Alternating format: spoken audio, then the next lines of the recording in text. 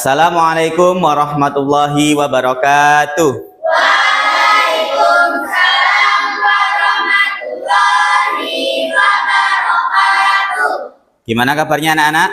Baik. Sehat semuanya? Sehat. Alhamdulillah. Untuk mengawali pembelajaran kita pada pagi hari ini adalah kita semuanya berdoa bersama-sama. Silahkan ketua kelas untuk memimpin doa. Stand up, please. Reading to our leader. Good morning, Mister.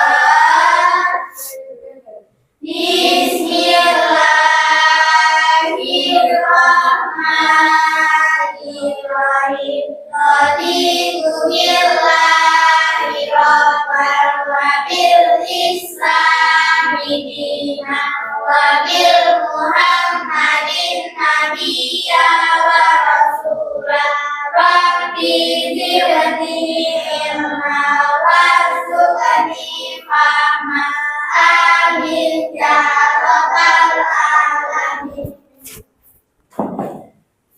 Terima kasih.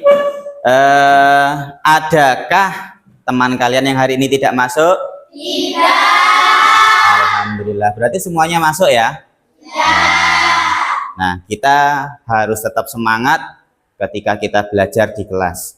Anak-anak, untuk kegiatan pembelajaran kita hari ini, sebelum kita lanjutkan, ayo kita tepuk semangat seperti biasanya, ya. Ayo, tepuk semangat.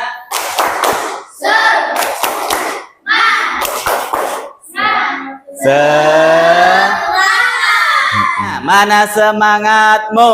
Ini semangatku. Sembilan Tepuk tangan dulu. Kemarin kalian sudah membahas mengenai tentang kodok dan qadar. Nah, kodok itu yang kalian ketahui kemarin adalah ketetapan Allah. Sedangkan qadar adalah bentuk dari ketetapannya Allah. Nah, hari ini kita melanjutkannya tapi dengan metode pembelajaran yang berbeda. Oke? Nah, sebelum itu kita akan membahas dulu tentang tujuan pembelajaran kita hari ini. Apa tujuan pembelajaran kita hari ini? Yang pertama adalah mampu memahami konsep kodok dan qadar dalam kehidupan sehari-hari. Yang kedua, mampu menyebutkan contoh-contoh perwujudan iman kepada kodok dan qadar. Yang ketiga, mampu menjelaskan pentingnya iman kodok dan qadar dalam menghadapi tantangan hidup. Nah, yang keempat adalah mampu membuat proyek sederhana. Nah, inilah yang kita utamakan hari ini, yaitu adalah membuat proyek sederhana yang menunjukkan sikap menerima kodok dan qadarnya Allah Subhanahu wa Ta'ala. Nah, saya jelaskan dulu tentang kodok dan qadar. Nah, sekali lagi, yang namanya kodok itu adalah ketentuan Allah sejak zaman azali. Jadi ketika kita itu belum dilahirkan, bahkan ketika dunia ini belum diciptakan, Allah sudah menentukan apa yang akan terjadi di kemudian hari. Bahkan sampai kita itu ada di neraka bahkan atau di surga. Pilih di neraka atau di surga? Surga. Alhamdulillah. Tapi surga itu tidak gratis. Harus melaksanakan kebaikan, menjalankan perintahnya Allah dan menjauhi larangannya Allah. Sedangkan qadar itu adalah bentuk dari ketetapan Allah. Contoh ya, ketika kalian itu ada orang yang sedang sakit, gimana cara kalian itu merubah qadar itu? Yaitu dengan cara berobat. Nah, sebelum melanjutkan, Pak Ubay ada pertanyaan buat kalian. Nah, silakan disimak.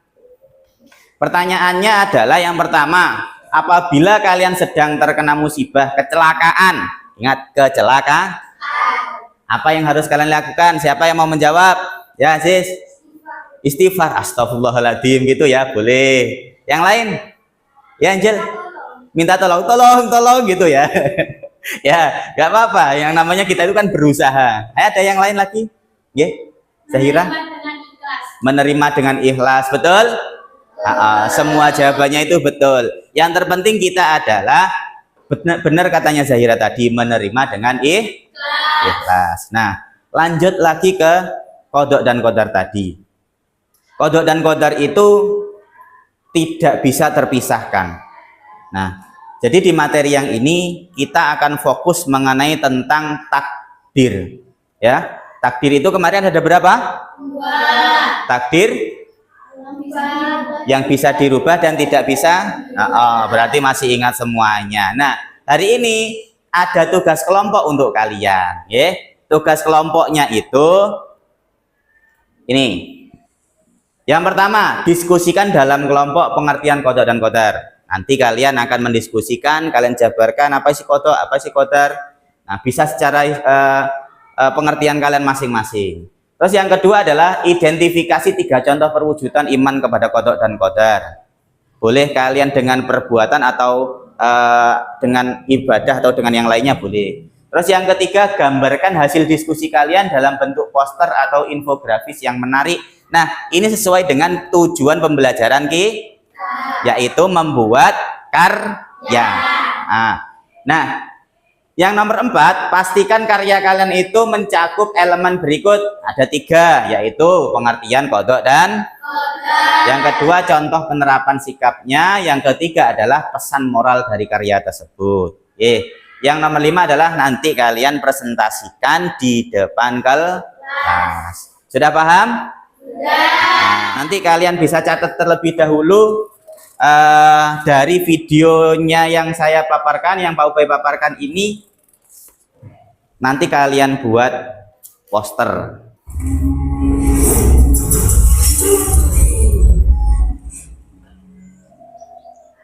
Takdir memang kejam. Lagi nyanyi Bang? Bukan, baca berita. Oh, iyalah lagi nyanyi, pakai ditanya. Oh ya, ngapain Abang di sini? Lagi pesen martabak. Serius? Bukannya di sini hanya jualan kopi ya? Nah, tuh tahu. Kenapa masih nanya ngapain di sini? Kalian keselin banget sih. Maksudnya kenapa seharian ngopi mulu? Gak ada kegiatan lain apa? Emang mau ngapain lagi? Bukannya semua yang akan terjadi padaku sudah ditentukan oleh Allah. Jadi percuma aku melakukan sesuatu. Ayo mulai dicatat ini ya. Allah juga. Wah, pemahaman yang bahaya ini. Ya emang benar kan? Ngapain kerja keras? Kalau takdirnya miskin, ya tetap aja miskin. Memang benar. Jauh sebelum kita diciptakan, Allah sudah menulis semua kehendaknya terhadap kita. Inilah yang disebut dengan qada. Kemudian setelah kita tercipta, kehendaknya itu akan terrealisasi atau terjadi pada kita sekarang. Itulah yang disebut qadar. Tuh kan, jadi kenapa kita harus berusaha? Belum selesai, dengerin dulu. Kita perlu berusaha dan berdoa karena kita tidak tahu sejauh mana Allah berkehendak atas diri kita. Maksudnya, misalnya gini, Allah bisa saja menghendaki Bang Supri saat ini menjadi seorang dokter. Jika 5 tahun lalu, Bang Supri mau melanjutkan kuliah kedokteran, tapi Bang Supri memilih tidak melanjutkan kuliah dan bersenang-senang. Keduanya sama-sama terjadi atas kehendak Allah. Tapi Bang Supri lah yang memilih menjadi pengangguran sekarang. Oh gitu. Jadi maksudnya takdir itu ada kalanya bisa dirubah oleh kita. Benar. Itulah yang disebut dengan takdir mu'alaq. Takdir yang bisa berubah atas kehendak Allah tergantung pada sebab-sebab yang diusahakan manusia. Lalu takdir yang tidak bisa dirubah seperti apa? Misalnya takdir kamu dilahirkan ke dunia, atau takdir kamu terlahir sebagai laki-laki seperti sekarang. Inilah yang disebut dengan takdir mubrom, yang tidak bisa diubah oleh manusia. Artinya kita mau menjadi orang yang bermanfaat atau tidak, sukses atau tidak, itu salah satu dari takdir mu'alaq ya, yang bisa diusahakan manusia. Benar. Jadi apabila manusia merasa sekarang takdirnya buruk, berusaha dan berdoa agar dapat beralih ke takdir lain yang lebih baik atas sisi Allah. Bukannya malah putus asa dan malas-malasan, lalu menyalahkan takdir yang sebenarnya kamu pilih sendiri. Iya, sesungguhnya Allah tidak akan mengubah keadaan suatu kaum sebelum mereka mengubah keadaan diri mereka sendiri. Tidak ada yang bisa menolak takdir Allah kecuali doa. Nah, kata kuncinya adalah takdir. Ada itu penjabaran dari yang pertama tadi apa? Qada dan qadar. Takdir yang pertama adalah takdir yaitu takdir yang Tidak dapat dirubah. Yang kedua tadi apa? Mu'alak, yaitu takdir yang betul. Seperti siapa tadi? Di video tersebut dia itu pengangguran. Kalau dia itu 5 tahun lalu itu belajar dengan tekun, melanjutkan perkuliahan di kedokteran, ya bisa saja, ya bukan harus, tapi bisa saja menjadi seorang dokter. Karena takdir itu ada yang dapat dirubah. Silahkan kalian tuangkan idenya tadi ke dalam poster yang sudah saya siapkan tadi. Ayo, silahkan dikerjakan.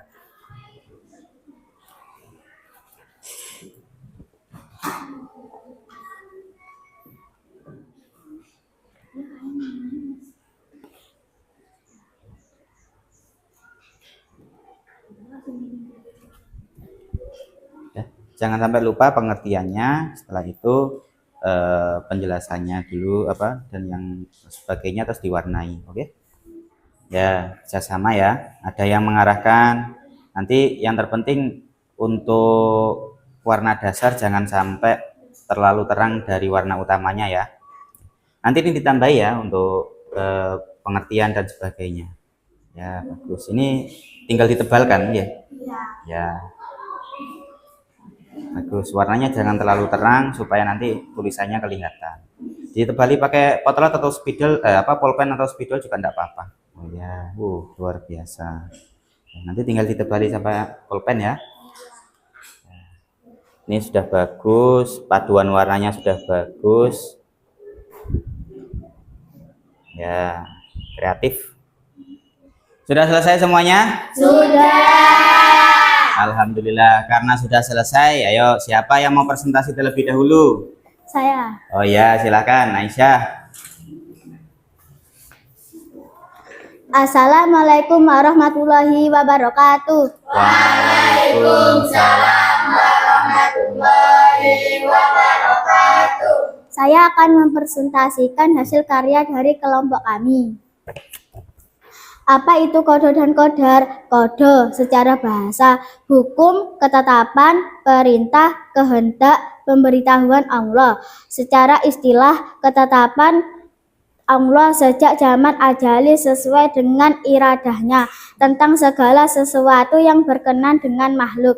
Kodar secara bahasa, kepastian, peraturan, ukuran. Secara istilah, perwujudan atau kenyataan ketetapan Allah terhadap semua makhluk dalam kodar dan berbentuk tertentu sesuai dengan iradahnya.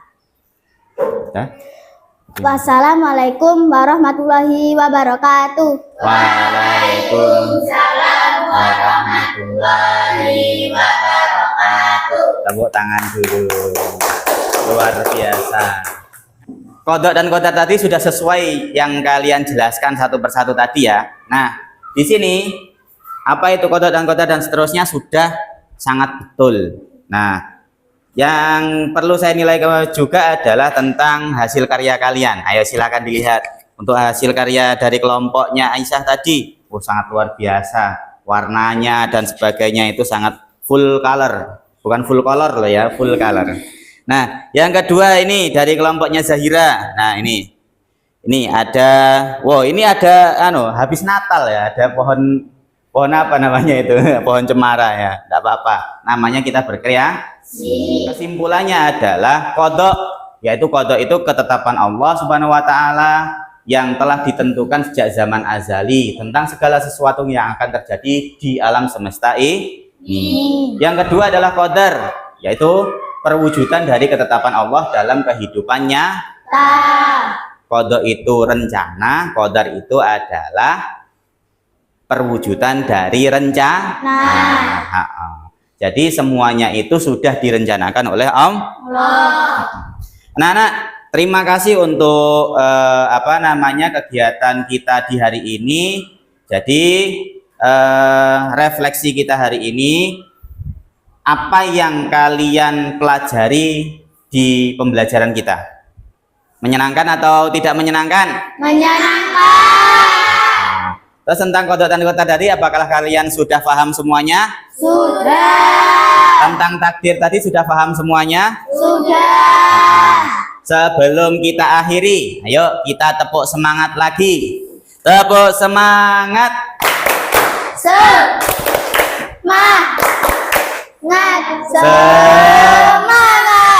Mana semangatmu? Ini semangatku. Semilik GTH. Gubra. Terima kasih. Sebelum kita akhiri, silahkan ketua kelas menutup dengan doa bersama. Stand up, please. Meeting to our teacher. Good afternoon, Mister. Alhamdulillahirabbil alamin. Terima kasih semuanya. Terima kasih Nino sebagai ketua kelas. Pak Ubay akhiri cukup di sini. Terima kasih atas kesempatan yang sangat berharga ini.